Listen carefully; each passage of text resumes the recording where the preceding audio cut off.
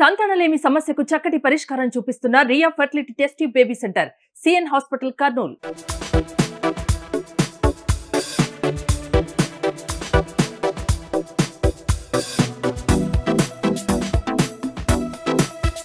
మట్టి వినాయకులు ప్రజలకు ఇస్తున్నారు. వేల కొద్ది ఇటువంటి మట్టి వినాయకుల్ని ఇవ్వటం ఆనవాయితీగా పెట్టుకున్నారు. ఈ ప్లాస్టిక్ నుంచి ప్లాస్టిక్ తరిమేసి అన్ని మట్టి వినాయకులు ఇవ్వాలని కోరికతో ముందుకు వెళ్తున్నారు. మరి వారి దంపతులు శేషమాన్ గారు, వారి శ్రీమతి గారు ఈ ధర్మ కార్యక్రమం మరి సేవా కార్యక్రమం ఇటువంటి కార్యక్రమాలు చేస్తున్నందుకు వారి దంపతులకు మనసా వాచ అభినందనలు చేస్తూ ఇంకా వారు వ్యాపారంలో అభివృద్ధి చెంది ఇటువంటి ధర్మ కార్యక్రమం ఇంకా ఎక్కువగా చేయాలని కోరుకుంటున్నాను. అందరికీ మొదటగా వినాయక చవితి శుభాకాంక్షలు.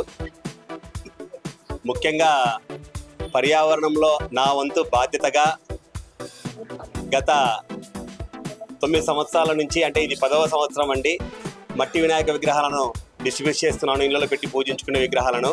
చాలా సంతోషంగా ఉంది. మొదట 200 విగ్రహాలతో స్టార్ట్ చేశాను. గత సంవత్సరం 1000 విగ్రహాలు, ఈ సంవత్సరం కూడా 1000 విగ్రహాలతో మేము మట్టి వినాయక విగ్రహాలను డిస్ట్రిబ్యూట్ చేస్తున్నాను.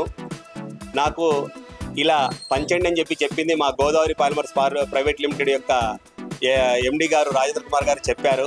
ఆ సార్ ఇచ్చిన ప్రోత్సాహంతోనే నేను ముందుకెళ్తూ ప్రతి సంవత్సరం వినాయక విగ్రహాలను డిస్ట్రిబ్యూట్ చేస్తున్నాను.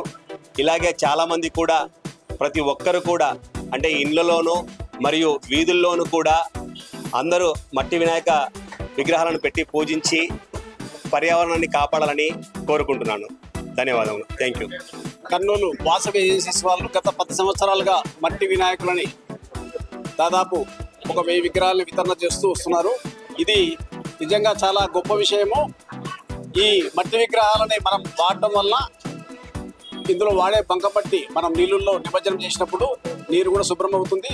మనం ఈ వినాయక చవితిని కూడా అంటే గత దాదాపు ఒక 100 సంవత్సరాల నుంచి బాలగంగాధర్ తిలక్ గారి ప్రేరణతో వారు మొదలుపెట్టిన ఈ వినాయక చవితిని, అంటే అప్పట్లో స్వాతంత్ర సమరంలో జరుగుతున్నప్పుడు హిందువులందరినీ కులాలుగా కాకుండా ఇలాగా అందరినీ ఏకం చేస్తూ ఒక వేదిక ఏర్పరచాలనే ఉద్దేశంతో ఈ వినాయక చవితిని ఉపయోగించుకోవడం జరిగింది. అలాగే మనం స్వాతంత్రం వచ్చిన తర్వాత కూడా మనం ఈ వినాయక చవితిని పల్లెల్లో కూడా చేస్తున్నాము.